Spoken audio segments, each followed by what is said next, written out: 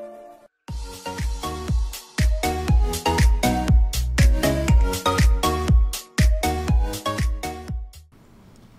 et messieurs, je voudrais vous souhaiter la bienvenue dans cette salle du Bénin Royal Hotel pour cet atelier de renforcement des capacités des parties prenantes en vue de l'implémentation de la nouvelle politique de santé communautaire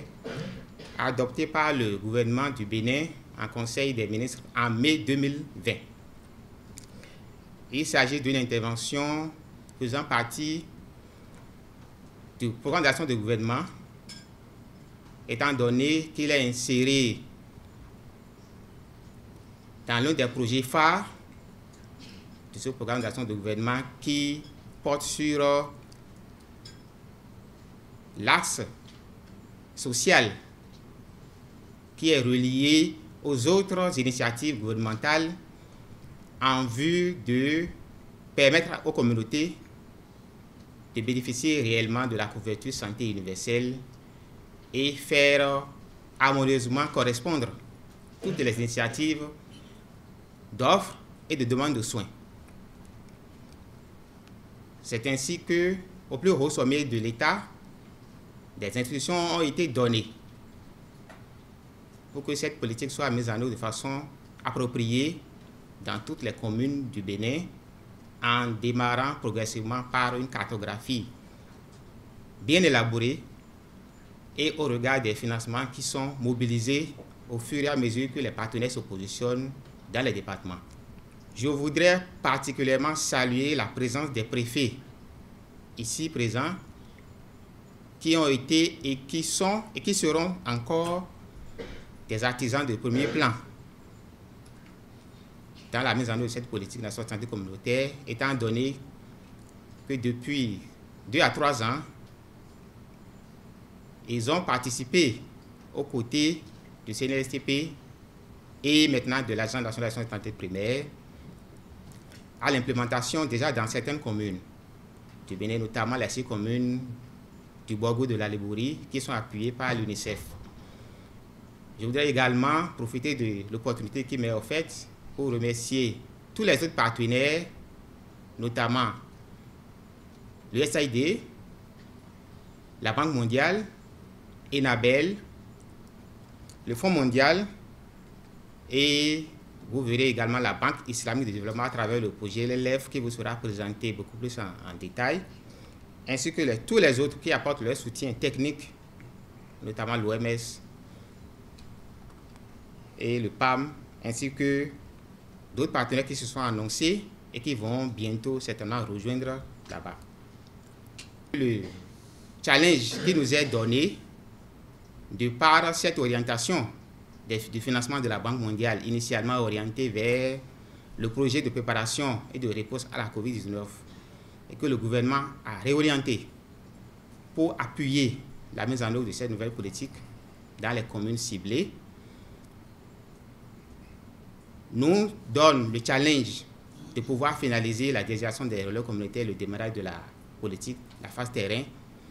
avant juin 2023, ce qui nous donne un chronogramme bien serré et demande que nous puissions nous retrousser les manches afin que tous les acteurs conjuguent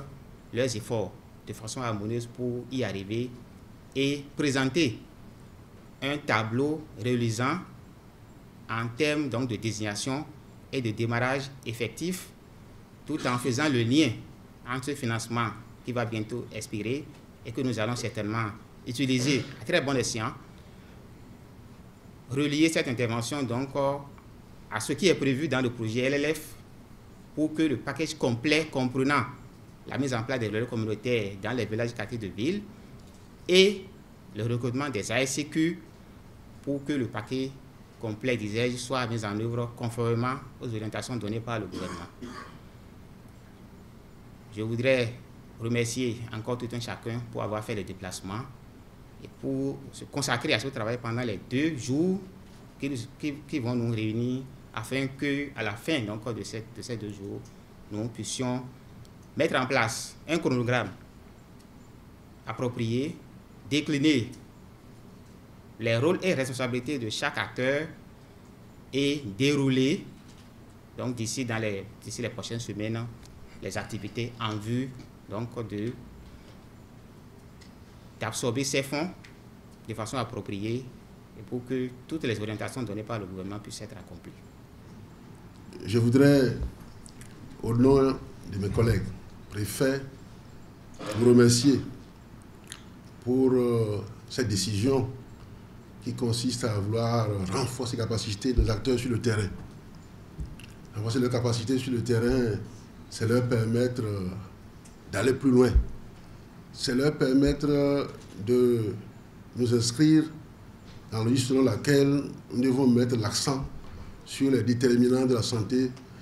déterminants sociaux de la santé. À savoir que nous avons à faire des efforts pour que nous ne tombions pas malades. Faire en sorte que l'on dépense moins pour les soins curatifs, que l'on puisse faire des efforts pour que, à travers les conseils, à travers tous les différents soins au niveau communautaire, vaccination et autres, les populations se portent bien dans nos départements. Les Bénins dépensent beaucoup pour les soins curatifs. Et il est temps que les relais communautaires, la santé communautaire joue son rôle fondamentalement. C'est le soubassement même de la santé. Si l'on veut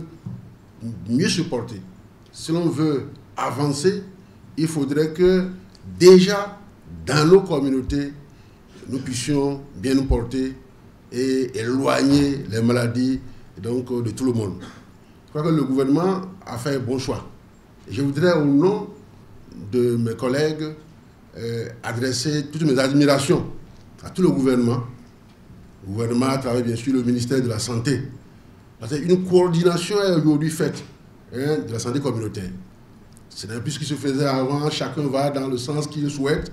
Donc le gouvernement a voulu coordonner tout cela. Et merci beaucoup, monsieur le DG. Merci, monsieur le SE. Merci. Nous prenons l'engagement, nous autres, d'être sur le terrain et de continuer de coordonner les actions relativement à la thématique qui nous réunit ici aujourd'hui. Je vous remercie. C'est un réel plaisir pour moi ce jour, mercredi 22 février 2023, d'être avec vous en ces lieux pour procéder ce matin à l'ouverture officielle de cet atelier d'orientation des parties prenantes des départements sur la politique de santé communautaire. Au nom du ministre de la Santé, le professeur Benjamin Mompati, je vous souhaite la bienvenue dans cette salle de conférence de l'hôtel Bénin Royal de Cotonou et vous remercie d'avoir répondu à notre invitation. Mesdames et messieurs,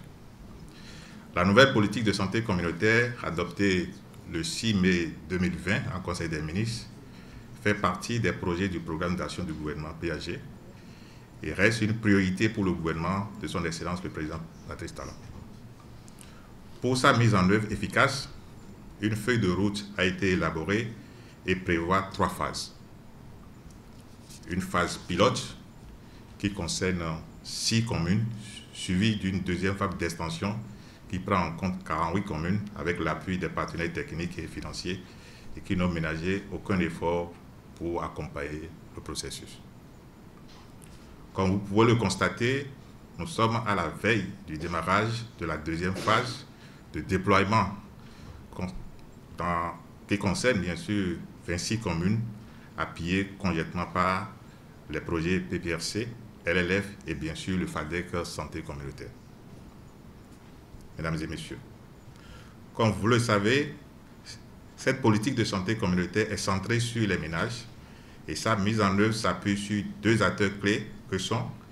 les relais communautaires et les agents de santé communautaire qualifiés, communément appelés ASCQ. Les relais communautaires sont identifiés selon un processus bien établi qui permet de garantir leur disponibilité et leur performance. L'identification des relais communautaires est donc une étape importante et capitale pour la réussite de la mise en œuvre de la politique nationale de santé communautaire. Afin d'harmoniser la procédure d'identification des relais communautaires dans vos communes respectives, il est important d'organiser cet atelier d'orientation qui permettra à chacun de s'approprier de ses rôles et responsabilités dans le processus. Mesdames et Messieurs les préfets, vous demeurez les premiers responsables de la mise en œuvre de la politique nationale de santé communautaire et donc de l'identification des relais communautaires. C'est vous qui initiez le processus, le supervisez et validez les désignations des relais communautaires. Je vous remercie très sincèrement pour être rendu disponible pour cette séance malgré vos nombreuses occupations. Ceci démontre déjà de votre intérêt pour la santé de vos administrés. Mesdames et Messieurs, chers participants, la mise en œuvre de la politique nationale de santé communautaire n'a été possible que grâce à l'engagement fort du gouvernement qui se traduit par l'alimentation de la ligne FADEC santé communautaire d'un montant d'environ 1 milliard de francs tous les ans et directement mis à la disposition des communes, mais aussi grâce à l'appui des partenaires techniques et financiers. C'est pour cela que je m'en voudrais de ne pas sincèrement remercier la Banque mondiale